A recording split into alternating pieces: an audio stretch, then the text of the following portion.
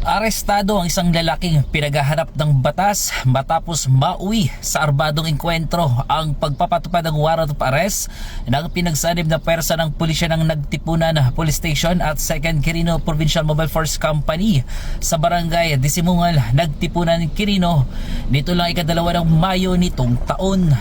Kinilala ang suspect na si alias Mario, residente ng nasabing barangay na nahaharap sa kasong other light threat sa ilalim ng Article 285 ng Revised Penal Code. Bandang alas 9:30 ng gabi noong Mayo 2, nagsagawa ng operasyon ng mga kapulisan sa Sitio Masug, Barangay Disimungal upang isilbi ang warrant of arrest laban sa suspect.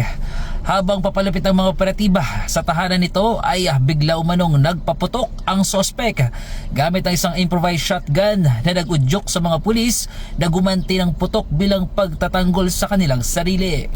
Sa naganap na engkwentro, nasugatan si Patrolman Jimboy Erang Fernando, 36 na taong gulang, miyembro ng 2nd Quirino PMFC, na agad binigyan ng paunang lunas at mabilis na isinugod sa malapit na pagamutan. Matapos ang insidente ay personal na binisita ni Police Brigadier General Mariano C. Rodriguez, Acting Regional Director ng PRO2, ang sugatang pulis upang tiyakin ang kalagayan at ipinahayag ang kanyang taus-pusong suporta pati na rin sa buong hanay ng PRO2 Valley Cups.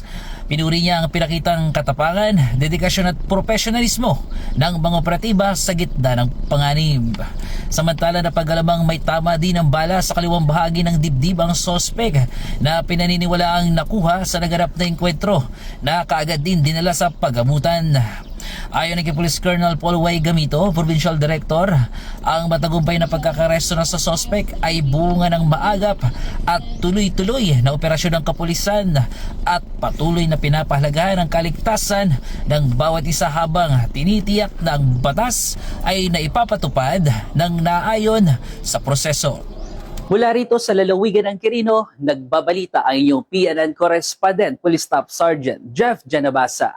At ito ang bagong PNP para sa bagong Pilipinas, serbisyong mabilis, tapat at nararamdaman.